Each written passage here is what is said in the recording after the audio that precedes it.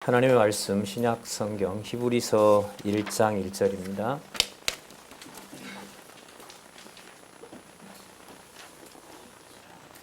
히브리서 1장 1절 말씀 보겠습니다. 제가 읽겠습니다.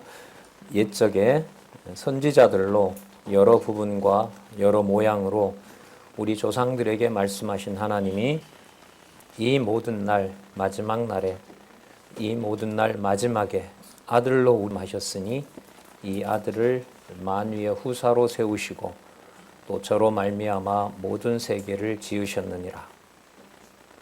일단 2절까지 읽어드렸습니다.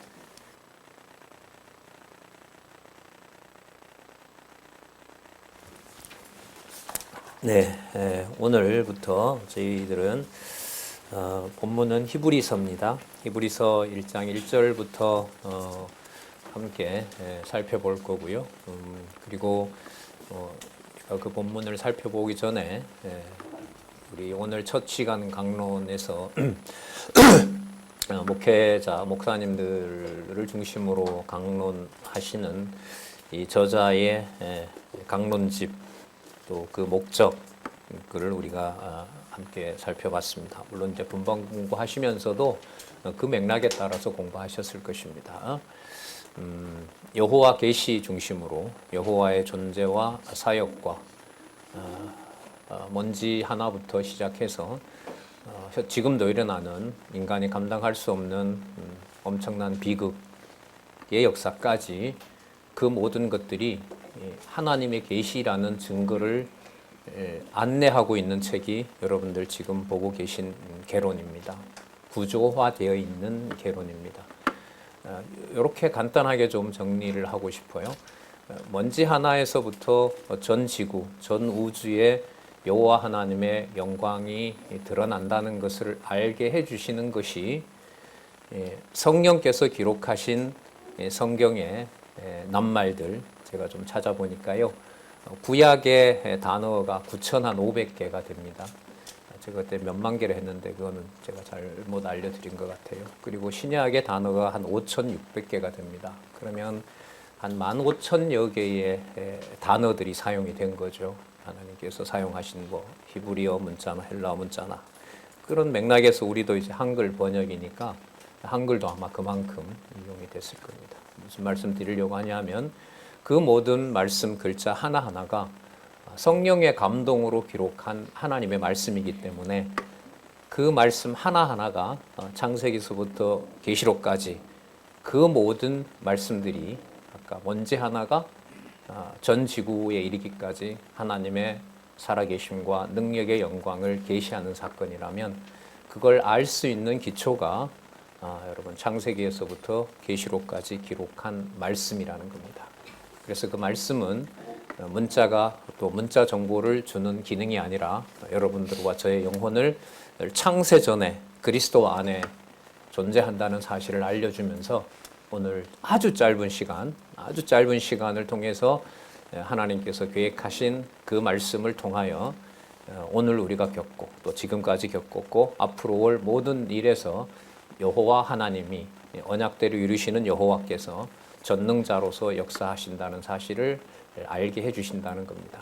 그것을 이 시대에 우리가 알 수 있는 성경의 초한 개념으로 정리를 해놓고 있는 것이 시간마다 이렇게 반복하고 가장 효율적이고 가장 여러분들에게 또 저에게 하나님의 말씀, 성경을 하나님의 말씀으로 접근하는 가장 좋은 안내, 그게 여러분 성경신학 총서 가운데 지금 보고 계신 바로 의미 분석을 중심으로 한 성경 개론입니다. 저것을 저는 30년 이상 저 제목이 맞는지 아닌지 본격적으로는 한 20년 전이죠. 한 15년 전 이제 여기 와서 더 본격적으로 확인하면서 전달하고 안내하는 사람의 이제 역할로서 여러분들과 이 시간에 함께 우리가 이 히브리서를 또 보게 됩니다. 잠시 그래서 보면은요, 주보를 참조하셔도 되지요. 저기는 1절부터 나왔으니까 히브리서부터 나왔는데 주보에 보시면 히브리서부터 유다서까지 세워주신 교회, 양육하신 교회를 무장하게 하셔서 투쟁케 하신다는 그 내용이 나와 있습니다. 그것은 사도행전 1장 12절부터 요한계시록까지 바로 교회를 설립하신, 또 말씀으로 교회를 설립하셔서 또 그 교회를 승리케 하신다는 그 약속의 말씀을 우리가 잘 알고 있습니다. 자, 히브리서는 지난 시간에 잠시 개론으로 말씀을 드렸죠. 히브리서와 그 다음에 나오는 내용들이 전부 연결이 된다 그랬죠. 여기에서 어디로 간다 그랬습니까?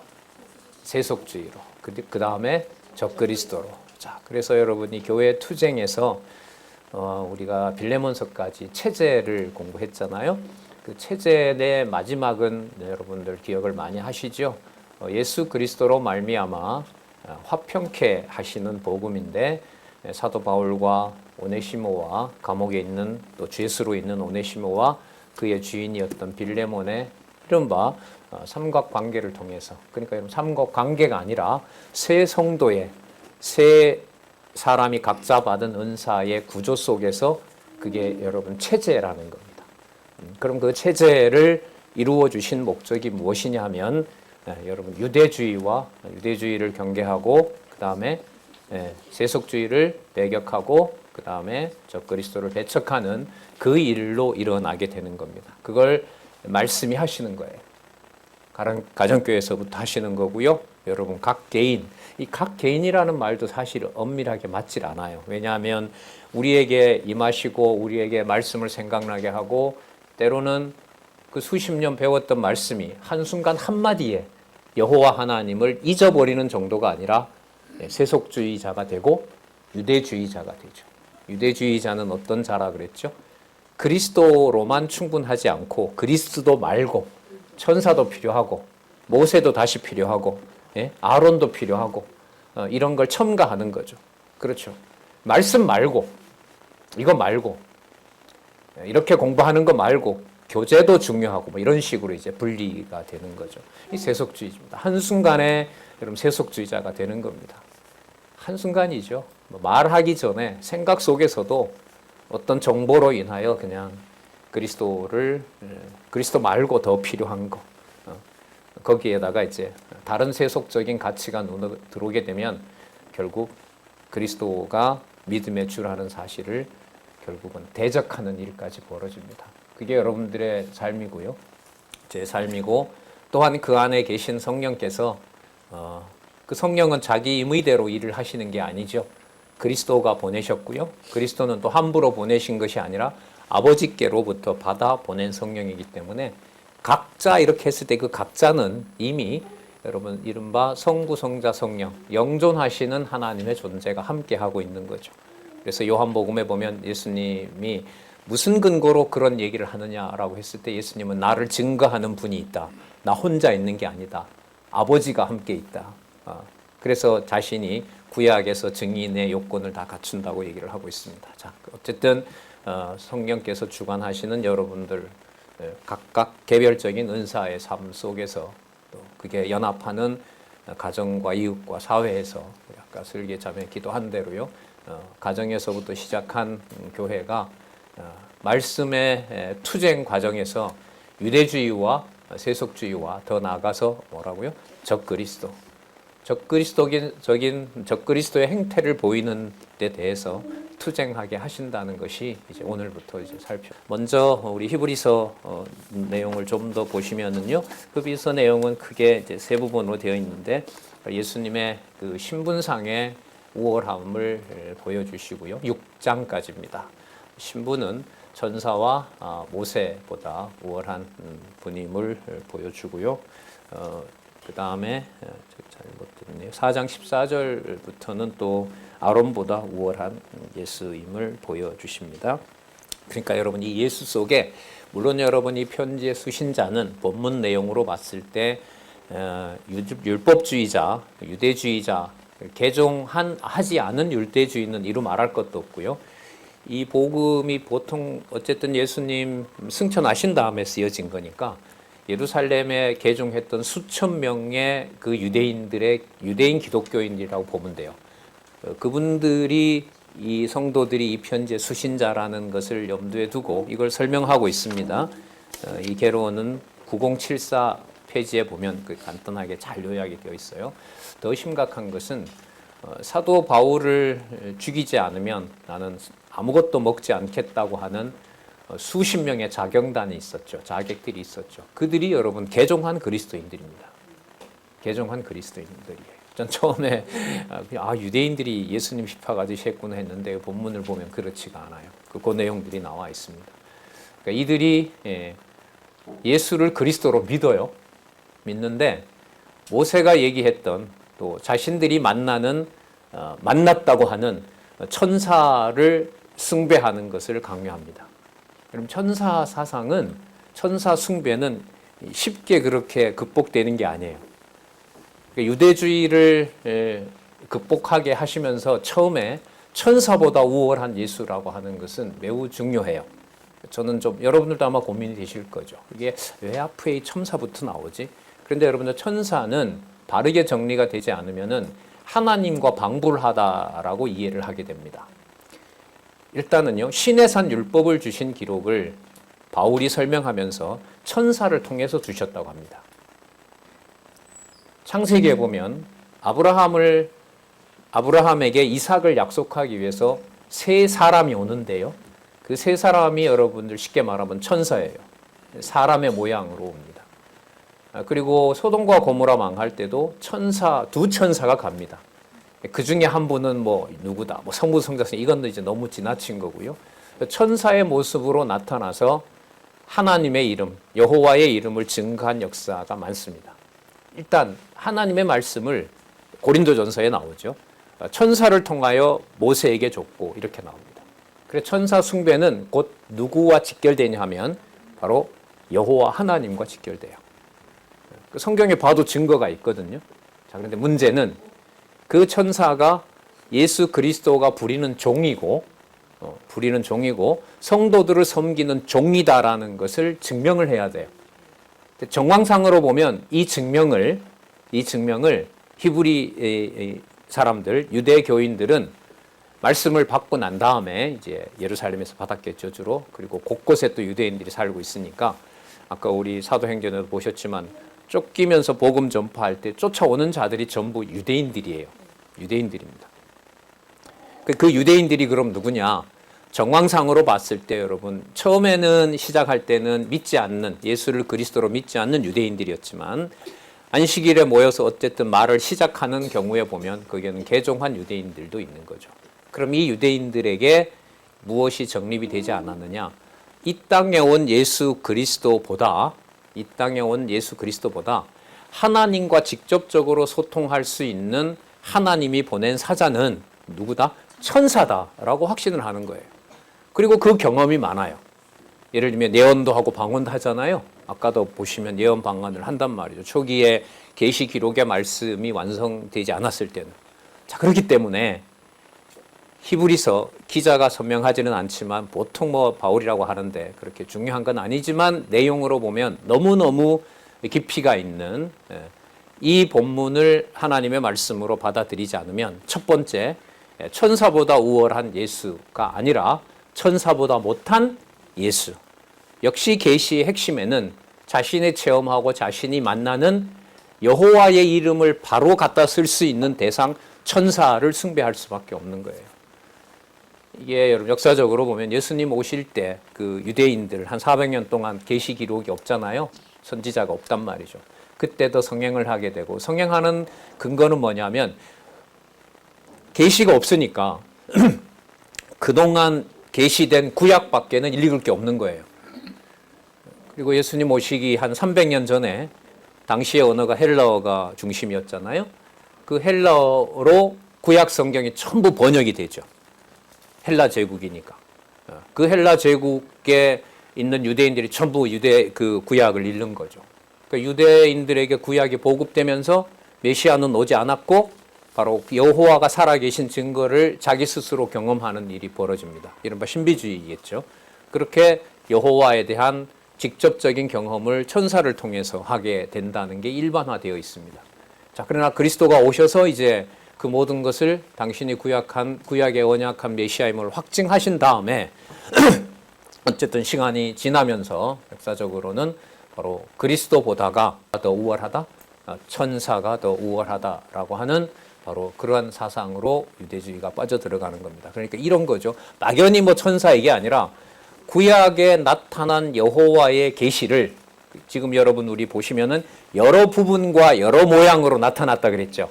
그러니까 여러 부분과 여러 모양으로 나타난 것을 유대인들은 예수님이 오셔서 승천하신 다음에 예수의 가르침을 따라서 여호와의 이름을 바로 자신들이 경험할 수 있는 것으로 누구를 숭배하고 있는 거죠? 천사를 숭배하고 있는 거죠. 천사를 숭배하고 있는 거예요. 그러면 여기에서 예수 그리스도가 누군지, 예수가 누구인지를 바르게 설명하지 않으면은 천사보다 우월한 예수임을 증명하기가 어려운 거죠. 동시에 말씀의 권위로 보면 빌레몬서 다음에 나오는 여러분 히브리서는 다른 말씀과 마찬가지로 처음부터 마지막까지 특히 여러분들 중요하게 여기시는 히브리서 4장 11절 하나님의 말씀은 살았고 운동력이 있어. 그러니까 단지 이 본문의 기록이 단지 구약과 같은 그러한 기록이 아니라 누구의 말씀이다? 살았고 운동력 있는 말씀이다. 그 말씀이 여러분 로고스잖아요. 그러니까 부활 승천하신 그리스도와 계시로 기록한 이 말씀이 일치하게 되어야 여호와를 자기도 경험한다라고 하는 천사 숭배에서 벗어날 수 있는 겁니다. 그럼 이 말씀을 절대적 진리로 받아들여지지 않게 하시면 5,000명 돌아오는 예루살렘 교회의 그 엄청난 기적 가운데 있었던 성도들도 이 문헌 처음서부터 끝까지 이건 이런 사람의 기록이지 생각이지라고 이걸 치부해버리면 천사 숭배에서부터 벗어날 수가 있다 없다? 없다는 겁니다. 없다는 거예요. 자, 그게 여러분 신분상 예수께서 천사보다 우월하다라는 증명을 시편 본문이 많이 나와요. 그리고 이 수신자가 유대인임에도 불구하고 이제 본문에 나오잖아요. 이 복음은 젖먹이가 먹는 너희들의 수준으로는 결코 이해할 수 없는 본문이다라고 얘기를 해요. 좀 아이러니하죠. 깨닫게 돼야 될 본문인데 수준으로 보면 알 수가 없다. 알기가 어렵다는 거죠. 그럼 이 본문을 이렇게 읽었을 때 성령께서 깨닫게 하시는 이 히브리서의 깊이는 굉장히 놀라운 거죠. 여기 있는 이 말씀이 유대인들의 수천 년 동안의 배경과 지식으로, 그러니까 창세기서부터 말라기까지 그 정통한 사람이 수백 명씩, 뭐 수천 명이 될지 전 나라가 오직 이 말씀에만 빠져서 살아왔던 2000년에 예수님 오시기 1500년 전에 그 모세가 한 1500년경에 기록했다고 하니까요. 구전 말고 기록된 것만 1500년 동안 확인하고 검토하고 확증했던 바로 그 지식으로는 누구를 알 수 없다? 누구를 알 수 없다? 아니죠. 제목을 잘 보세요. 누구를 알 수 있다. 제가 안내를 잘못한 것 같아요. 예수의 신분상 우월성, 예수의 사역상 우월성, 그래서 예수를 그리스도로 믿는 복음 신앙상의 우월성. 이게 지금 세부 제목이잖아요. 다시요. 1500년 동안 자기네들에게 오직 하나님의 말씀으로 주어진 창세기부터 말라기까지 그 내용을 그런 식으로 이해한 방식으로는 누구를 진정으로 알 수 없다? 예수를 진정으로 알 수 없다. 어마어마한 책입니다. 이 책이. 예. 그래서 여러분 우리가 너무나 분명하게 확인을 하고 있지만 이제 빌레몬서 다음에 히브리서, 그다음에 히브리서 다음에 뭐가 나오죠? 야고보서. 이런 이제 성경의 편집 순서가 성령께서 하나님께서 이 순서대로 정해 놓은 겁니다. 자, 그래서 그런 역사적 배경을 9074의 첫 페이지에 그런 설명들이 좀 있는데요. 몇 가지 자료들을 더 보면서 여러분들에게 안내를 해드렸고요. 처음에 저는 좀 약간 유대인들도 모르던 이 내용을 내가 어떻게 알지? 이것도 문제죠. 내가 어떻게 알지? 이제 이런 염려가 몰려왔어요. 진짜 놀라운 얘기입니다. 또 공부하시는데 도움이 되도록 한마디만 더 드리면 레위기서, 이른바 여러분 신의 산 언약 있죠? 출애굽기 19장부터 그 다음에 레위기, 적어도 레위기까지 그 레위기까지의 내용을 전부 다 알고 있는 걸 바탕으로 히브리서가 쓰여집니다. 이거는 참조하시고 구약과 연관된 공부도 그렇게 해주시면 좋겠습니다. 자, 그럼 먼저 우리 예수의 신문상의 우월성 1장에서부터 6장까지 살펴보도록 할게요. 먼저 세 부분으로 나와 있는데, 천사보다 우월한 예수, 모세보다 우월한 예수, 아론보다 우월한 예수, 이렇게 나와 있습니다. 자, 천사보다 우월한 예수, 우월함에 대한 증거와 결과를 살펴보도록 하겠습니다. 자, 1장 1절에서부터 3절을 보시면 그리스도의 시대와 그 실체 및 사역과 좌소에 대해 알려줍니다. 좌소, 이건 여러분 이른바 소재, 계신 곳. 예수님 어디 계세요? 하늘에 계세요? 아니죠. 내 마음에 있죠. 마음에 없어요? 마음 어디에 있어요? 몇 번째 단백질에 있어요? 지난번에 우리 장로님 얘기대로 세포가 몇 억 개라고, 2억 개라고 그러셨나? 네.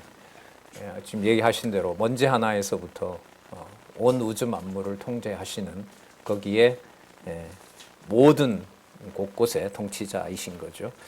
자, 요약 제목이 사실 이렇게 쉬운 게 아니에요. 긴장할 내용들이, 개념들이 먼저 있습니다. 도대체 그리스도 시대라는 게 뭐냐? 그런 내용으로 들어가면 2000년 전 그리스도를 얘기를 할까요? 아니면 우리 사실 본문 읽어봤지만 창조 때부터 존재하는 그리스도를 소개할까요? 그리고 그 그리스도를, 여러분 중요한 건 이게 달라지는 건데, 예수 이러면 우리 마태, 마가, 누가, 요한의 예수는 그리스도다, 직임으로, 그다음 신분으로, 그다음에 사역으로 우리 이렇게 확인했잖아요. 오히려 히브리서는요, 어떤 데 이 강조점이 있냐면 요한복음에서 말씀하시는 그리스도의 본성, 그분이 신성이다라는 데 오히려 가깝습니다. 그러니까 모든 걸 포함하죠. 마태, 마가, 누가, 요한을 포함하고 제목에 있는 저 예수는 따라서 마태, 마가, 누가, 특히 요한복음에 나타난 신성으로 봐야 저 예수님에 대한 이해가 됩니다. 그래서 아까 말씀드린 대로 창조주가 되세요. 이 창조주 되시는 내용이 요한복음 1장 2절에 나오거든요.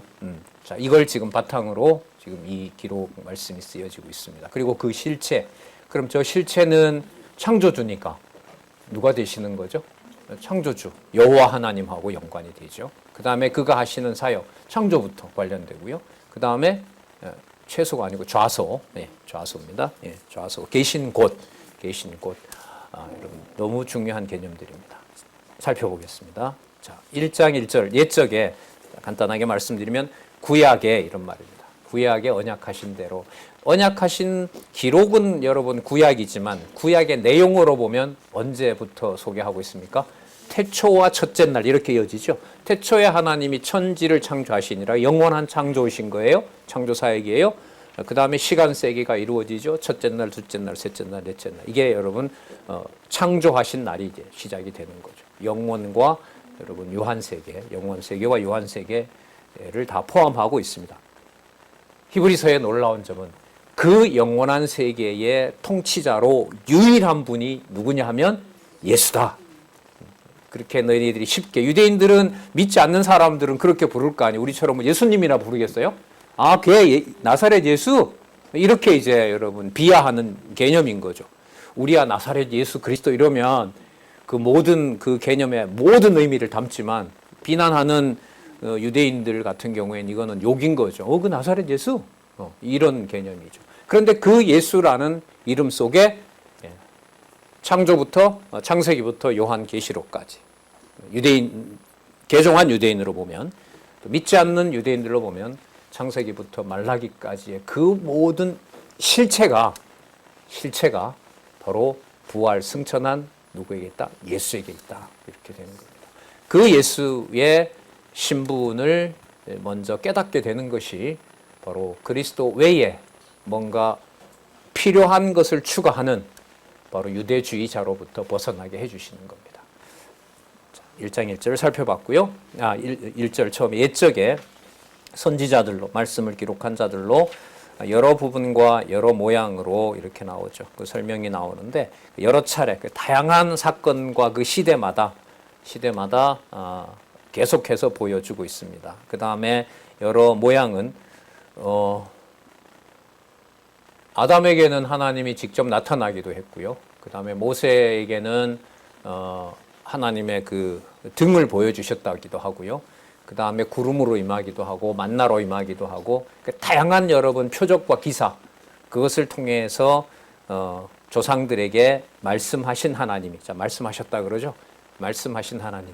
그러니까 그럼 이 말씀하신 이 내용에는 뭐가 다 포함이 되냐 하면 각 시대마다 그리고 반복해서 그리고 여러 가지 모양으로 그러니까 여러분 이게 전부 어디에 기록되어 있어요? 창세기에서부터 말라기까지예요. 성경신학적으로 말씀을 드리면 섭리를 통해서 보여주셨어요. 각 시대마다 여러 가지 방법으로. 그 다음에 그렇죠. 찬양을 통해서 보여주신 거죠. 왜냐하면 여기 선지자가 나오잖아요. 그 어디에 초점을 맞춰요? 이걸 너희들이 유대인 이 성도들에게 이걸 받아보는 여러분들이 구약 성경의 권위를 알고 있는데 지금 보내는 이 글도 구약 성경에 모세가 받았던 권위보다가 크다 이거예요. 진짜 이게 막 싫어하는 유대인들은 미칠 노릇이죠. 1500년 동안 봐왔던 그게 권위가 있어야 되는데 이 작자 이상의 글이 왔는데 그 글의 내용을 읽어보니 지금 읽는 이 글이 없으면 이 히브리서가 없으면 창세기서부터 말라기까지 기록한 내용을 읽어도 소용이 없다는 거예요. 이 얼마나 문헌으로 보면 충격이겠어요. 그리고 또 기분 나쁜 말이 많단 말이죠. 너네들의 수준은 어떻다? 젖먹이 수준밖에 안 된다. 얘기해도 잘 모른다. 이런 이제 맥락이 있단 말이죠. 예. 그래서 여러분 이 히브리서에 대한 이 권위가 너무나 컸기 때문에 이 종교개혁 시대에 모든 개혁 신학자들이 전부 히브리서에 대한 주석을 내놓습니다. 제가 산 주석은요 500페이지 책이 3권이에요. 1500페이지 읽다가 못 읽었어요. 지쳤습니다. 히브리서에 목숨을 걸어요. 왜냐하면 구속 사건을 캐톨릭으로부터 방어를 해야 되고 자유의지론자들을 방어해야 되고 이러기 때문에 그리고 성경 권위에 대한 것을 지켜나가야 되기 때문에 어쨌든 역사적으로는 그렇게 됐어요. 그래서 여러분 자 여기 보시면 선지자들로 여러 부분과 여러 모양으로 우리 조상들에게 말씀하신 하나님이 이렇게 되죠. 그럼 이 하나님이 누가 되느냐? 아들이 되고요.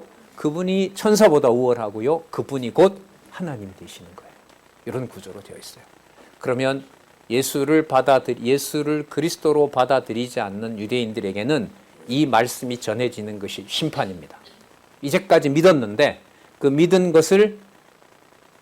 것이 분명한지 아닌지를 이 말씀을 통해서 전달이 되고요. 그 말씀을 받아들이지 않으면 걸려 넘어져요.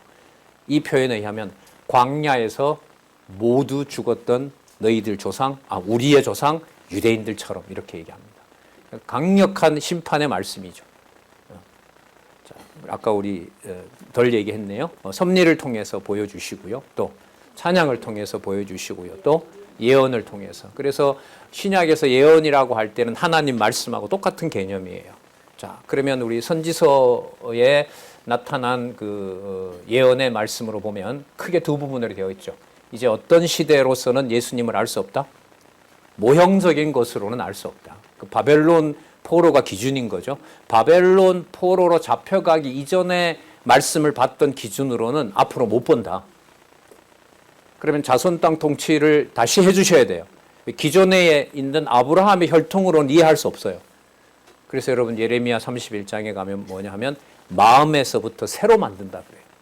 그리고 범위가 유대인에게 축소되지 않고 어디까지? 이방인에게까지.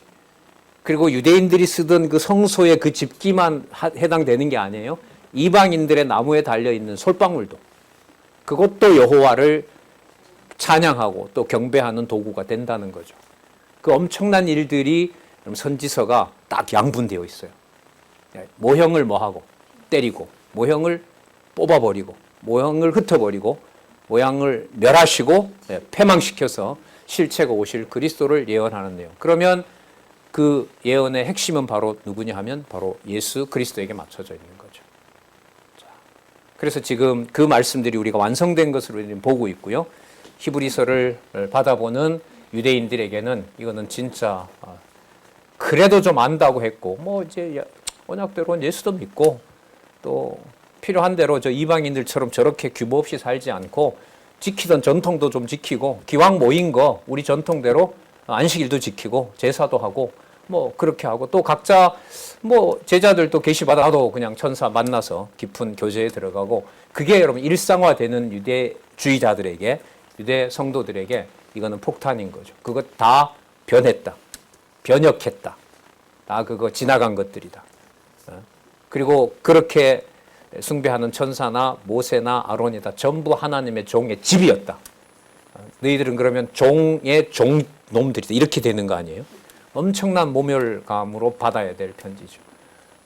이걸 하나님의 말씀으로 깨닫게 하지 않으면 받을 수가 없습니다. 우리로서는 이 말씀을 성령께서 깨닫게 해주셔야 그리스도 외에 그래도 모세가 필요하다고 하는 유대인들처럼 되지 않게 하신다는 거죠. 네. 화평의 복음으로 체제를 이루어준 교회가 오직 그리스도만 바라보고 그리스도만 따라가고자 했던 그 사실을, 또 그 소원을 그리스도가 반드시 이루어준다는 약속이 바로 하나님의 이름으로 이 땅에 등장하는 천사와 비교할 수 없다. 저 천사는 누구다? 종들이다. 우리를 위한 종을 경배할 수 필요가 어디에 있느냐 이거죠. 예. 그래서 여러분 1장 1절에 시작하는 이 말씀도 매우 중요한 내용들, 구약 성경 전체를 의미 분석으로 정리한 개념이 다 들어가 있다, 이렇게 보시면 돼요. 자, 2절, 이 모든 마지막 날에, 자, 설명을 하고 있습니다. 마지막은 여러분 성취입니다. 구약에서 마지막은 시간으로 보면 성취를 말하는 거죠. 이 모든 날 마지막에 구약의 시대가 종결되고 신약 시대가 시작하는 바로 그때를 종말이라고 하죠. 네. 자, 이 모든 날 마지막 날에, 마지막 날에 누가 등장해요? 아들로 우리에게 뭐 하셨다? 말씀하셨다. 그럼 아들로 말씀하셨다는 말은 아들로 온 이 사건 자체가 하나님의 뭐가 돼요? 말씀이 되죠. 말로만 말이 아닌 거죠. 전체 사건들이, 전체 역사가 전부 하나님의 말씀이 됩니다. 뭘 말씀하세요? 나 존재한다, 항상. 그리고 내가 모든 걸 이끌어간다. 그리고 최종적으로 드러나는 이름은 내 이름이다. 이게 하나님께서 말씀하시는 거죠. 그러니까 오늘 말씀하신다는 게 강론하는 이 시간만 얘기할까요? 아니죠. 적어도 이 공간으로 보면 저기 정문에 들어와서 부동산 번지로 보면 여기 몇 번지? 40번지 안에 들어오면서 같이 해나가는 모든 사건들, 때로는 힘든 사람, 때로는 저 사람은 내 편에 있기를 원하는 사람, 때로는 아무도 필요 없어도 하나님 앞에서 나에게 준 사명을 감당하고 싶은 마음이 있는 것, 그게 여러분 짧지만 오늘 하루 내에서 다 이루어지지 않겠어요? 그 모든 사건들이, 또 거기서 중요한 것은 진리를 깨달은 성도들이 진리 안에서 교제하는 코이노니아가 일어나는 바로 그 사건 자체가 여러분 하나님의 말씀이 뭐 하시는 거죠? 말씀하시는 거죠. 말씀하시는 거예요. 그러니까 이 사건을 단순한 정보로 보는 것으로 공부 개념을 히브리서에 이해하면 히브리서의 의도 자체를 처음부터 빗나가는 겁니다. 살았고 운동력 있는 말씀이라고 하잖아요. 그게 여러분 모든 우주 만물을 다 벌거벗겨는, 홍과 영과 관절 골수를 다 찔러 쪼갠다고 하니까 수억 개의 세포들 하나하나를 통해서 말 한마디 뱉어낼 때 그 모든 것을 여러분들과 제가 보게 하시는 이 말씀이 주관한다는 거예요. 이게 말씀 운동입니다. 그래서 여러분 어떤 정보를 필요한 나에게 유익함을 위해서 어떤 정보를 갖다 붙이는 경우로 성경이 읽혀지면 그건 여러분 유대주의가 되는 거예요. 이런 엄격함이기 때문에 누가 누구에게 정보 몇 개를 가지고 더 많이 안다?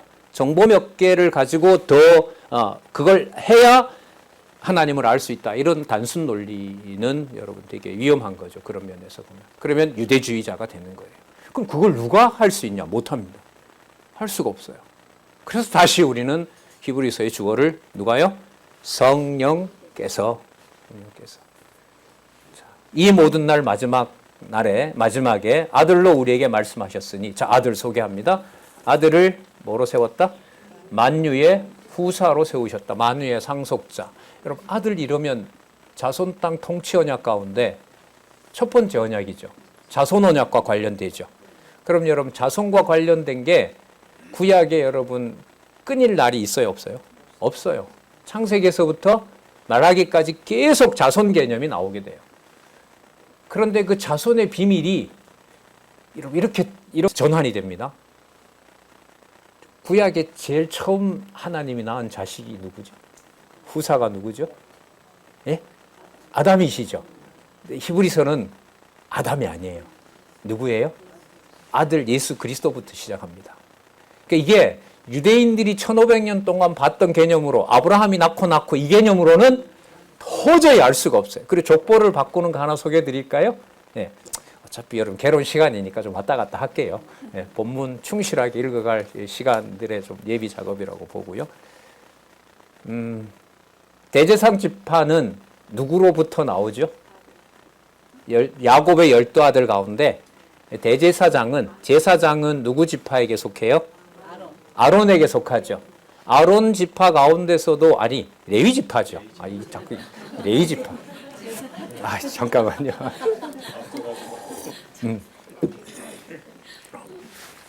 자, 야곱의 지파 가운데 레위 지파. 그 다음에 대제사장은 누구? 어느 지파? 그 중에서 아론 지파라고 하잖아요.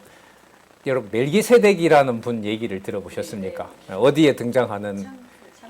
창세기에 아브라함이 연합군을 치고 돌아올 때 아브라함이 전리품을 바치면서 축복을 해준 살렘 왕이죠.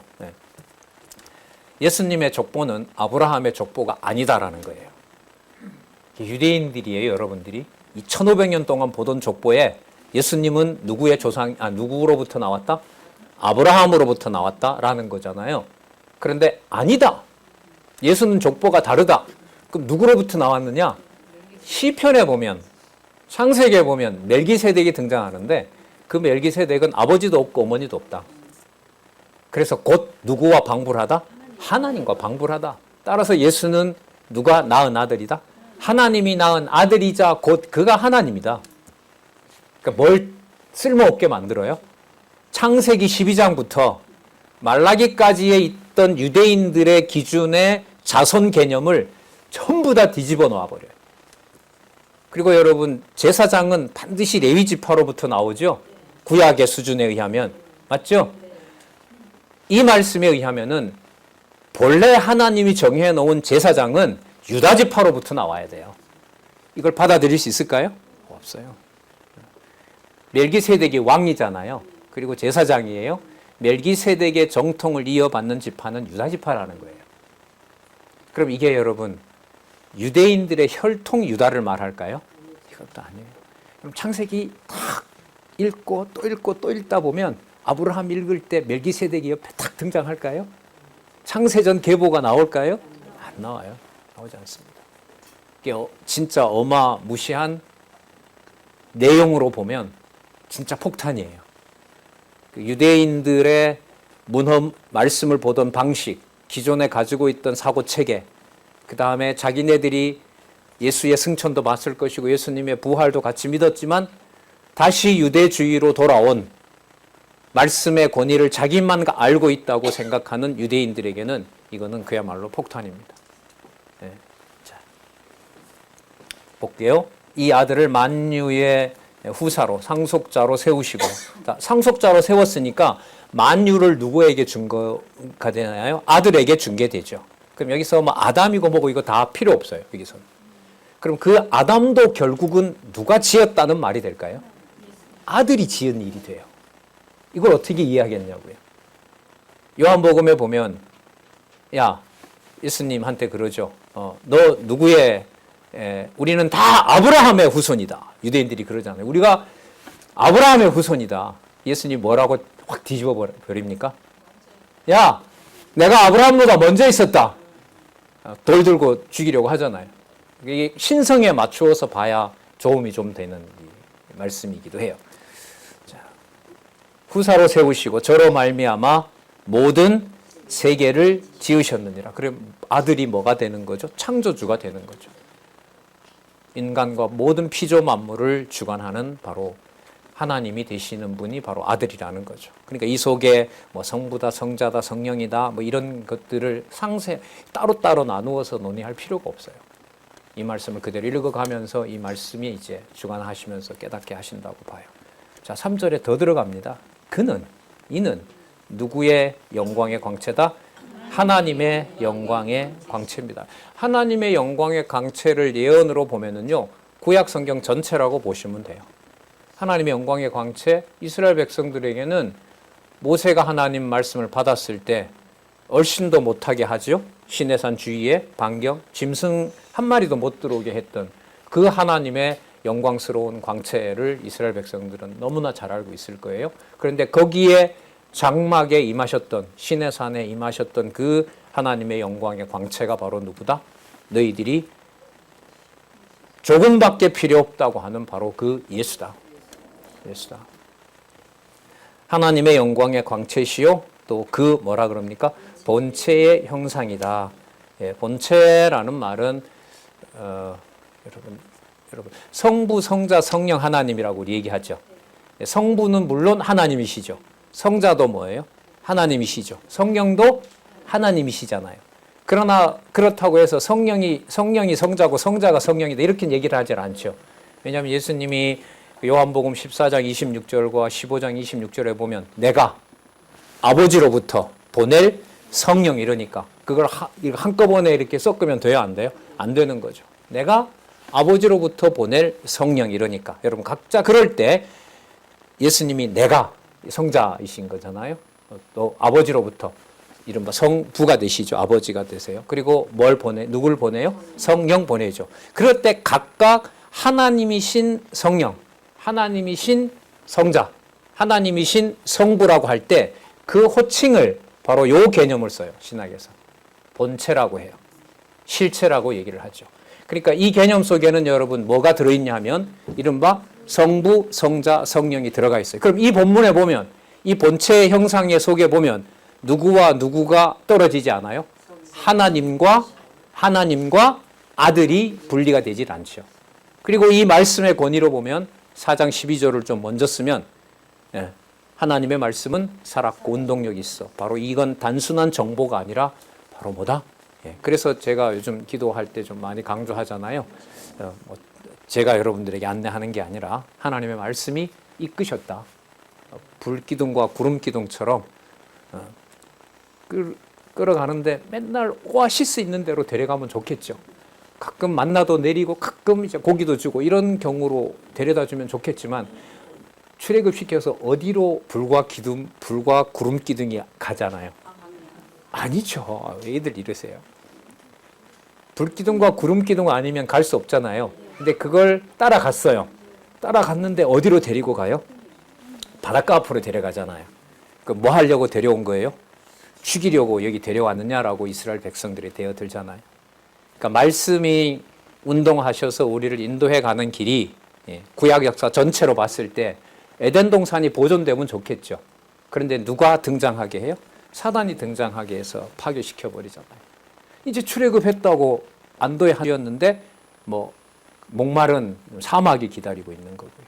왕국이 이루었나 싶었는데 바벨론이 와서 여호와의 이름이 들어있는 성전까지 다 불태운 거죠. 자, 그 모든 것들을 다 포함해서 히브리서에서 말하는 유대주의에 대한 경계로 이어집니다. 믿음의 장이라는 11장 지나서 12장과 13장은 고난장입니다. 톱으로 켜이고 암굴에 있고 이런 역사를 소개합니다. 거기에서 여러분 자기 생명을 인간적으로 보존하기 위해서 본능적으로 내 생명이 우선이 되면 말씀은 뭐가 되냐면 수단이 돼요. 수단이 될 수밖에 없어요. 따라서 유대주의는 제가 단지 진짜 이렇게 여러분들과의 어떤 합의를 통해서 이 자리에서 안내를 드리지만 천천히 이렇게 읽어가면 참 이렇게 어떻게 할 수가 없어요. 아무것도 진짜 할 수 없는 첫 시간 강론에서 말씀하신 것처럼 성령께서 세워서 전달하는 자의 위치에 있다는 것. 하지만 그 자리도 두렵고 떨려는 자리죠. 그래서 여러분 이 본체의 형상이라는 말, 본체 속에 아버지와 아들, 영존하시는 여호와 개념을 담는 개념이다. 자, 그렇게 여러분 이해하시면 유익하실 거라고 봅니다. 자, 그 본체의 형상이시라. 그러면 그의 능력의 말씀으로, 그의 능력의 말씀은 누군가요? 하나님의 능력의 말씀. 자, 하나님의 능력의 말씀, 그게 동시에 누구의 말씀이 되는 거예요? 아들의 능력의 말씀이 되는 거죠. 그 말씀이 로고스인 거고요. 자, 그게 곧 아들인 거고요. 자, 그 능력의 말씀으로 만물을 붙드시며, 그러니까 천사가 붙드는 게 아니라고 얘기를 하려고 하는 거예요. 자, 그 다음에 보세요. 뭐를 정결케 했다? 죄를 정결케 하셨다. 죄를 없애버린 거죠. 그럼 유대인들이 왜 율법주의로 갈 수밖에 없고 천사를 숭배하게 되느냐? 예수를 믿었지만은 자신들도 그렇고 이방인들도 그렇고 이게 교회 안에서 너무나 많은 범죄가 일어나는 거예요. 이걸 설명해 줄 방법이 없어요. 갈라디아서, 아까 우리 장로님 인용하셨지만 갈라디아서도 그거예요. 이게 복음을 들으면 유대인들 생각에는 자신네들이 율법을 지키던 것보다 더 규모가 있어야 되는데 그게 해체돼 버린 거예요. 또 인간 지도자는 따르지 말라고 그래요. 단지 있는 게 뭐냐면 보내준 편지밖에 없어요. 이게 전부라는 거예요. 이것 가지고는 안 되는 거죠. 일반적으로 교회 생활에서는. 그러니까 뭔가 필요한 게 추가가 돼야 되는 겁니다. 예. 그리고 또 저자들이 저렇게 피를 마시고 우상 숭배를 더 즐기는 자들이 나와 같은 유대인과 같은 형제다? 도저히 이건 받아들일 수가 없는 거예요. 그러니까 여러분 여기서 죄를 정결케 하는 일이라는 말은 유대인들 사이에서 예수 그리스도가 대제사장으로서 영원한 속죄 제사를 완성하셨다라는 의미가 제대로 전달이 안 되거나 왜곡되고 있는 겁니다. 그래서 지금 죄를 정결케 하는 일을 하시고라고 하는 내용이 본문과 연관이 됩니다.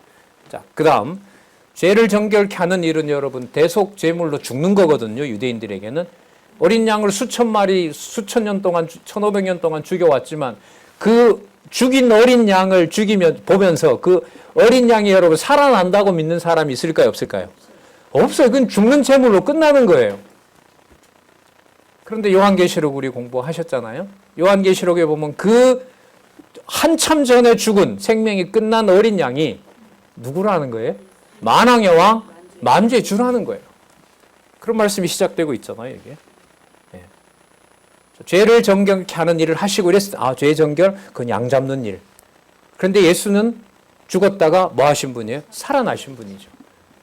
그러면 예수 그리스도 말고 다른 어떤 의식에 매인다는 말은 예수 그리스도가 죽었다가 부활하신 게 내 죄를 정결케 하는 데는 뭐하다? 부족하다는 거죠. 부족하니까 안식일은 지켜야 되고 뭐는 지켜야 되는 거죠. 그러면서 예수 말고 뭔가 더 필요한 거. 그럼 이렇게 되면 이제 세속주의가 되고 그리스도를 배척하게 되는 거예요. 높은 곳에 계신 위엄의 우편에 앉으셨느니라. 위엄의 우편에 앉으셨느니라. 여러분 이건 이제 복음서의 인용이죠. 그 마가복음 16장 19절에 보면 부활 승천하셔서 누구의 우편에 앉으시니라? 네, 아버님 우편에 앉으시니라. 왜냐하면 마가복음 1장 1절에 있는 대로 예수 그리스도 하나님의 아들이시기 때문에 높으신 분으로 올라가신 거죠. 그래서 여러분 이 1장 1절에서부터 3절은요. 아까 마태, 마가, 누가, 요한 그 다음에 진리의 말씀으로 죄를 정결케 하시고 하나님의 교회를 세우시고 부활 승천하셔서 통치하시는 그리스도의 승리까지 염두에 둔다면은요. 1장 1절에서부터 3절 말씀은 구약 성경뿐만 아니라 신약 성경 전체를 히브리서에서 말씀하시는 유대주의를 경계하기 위해서 그 토대를 어디에다 놓고 시작하는 말씀이다? 성경 전체에다 놓고 지금 시작하는 말씀인 거죠. 그래서 여러분 다른 성경도 그렇지만 히브리서는 개념 하나하나가 아까 유대인들이 얘기했던 대로 그 자기네들 전통으로는 도저히 이해할 수 없는 개념이에요. 하늘에 속한 하나님의 말씀의 실체로 만나의 실체로 말씀이기 때문에 공부를 해 가실 때 상세하게 설명을 잘하고 있거든요. 방론집에서 그 낱말 하나하나의 문장 하나하나의 연결을 우리는 또 한번 주의하면서 같이 우리 히브리서 공부해 갔으면 좋겠습니다. 네. 그 다음 내용 진짜 궁금하시죠? 진짜예요. 그냥 뭐 시간마다 이러는 게 아니라 성경 전체가 담겨 있는 말씀을 보게 해주시는데 창세기부터 계시록까지가 이 말씀 하나하나에 계속 반복이 된단 말이죠. 그 다음에 이 말씀으로 이 히브리서라는 제목에서 무엇을 말씀해 주고 있는가? 우리의 마음을 성령께서 다음 말씀으로 이렇게 인도해 가신다고 생각을 합니다. 수고하셨습니다. 기도하겠습니다. 놀라운 하나님의 말씀의 권위에 다시 한번 우리의 생각과 판단을 말씀으로 모아주신 하나님 너무나 감사드립니다. 너무나 높고 너무나 깊은지라 전하면서도 두렵고 받으면서도 내가 받을 수 없는 말씀이라는 그 말씀의 위험 앞에 우리를 간구하옵나니 이 말씀이 복의 말씀이 되도록 인도해 주시고 유대주의자들이 버렸던 말씀이 아니라 이것을 전체 하나님의 말씀으로 생명의 말씀으로 받을 수 있는 귀한 동역자들 하나라도 낙오하지 않고 함께 그 말씀 받는 자로 하나님 인도해 주시옵소서. 예수님의 이름으로 기도드렸습니다. 아멘.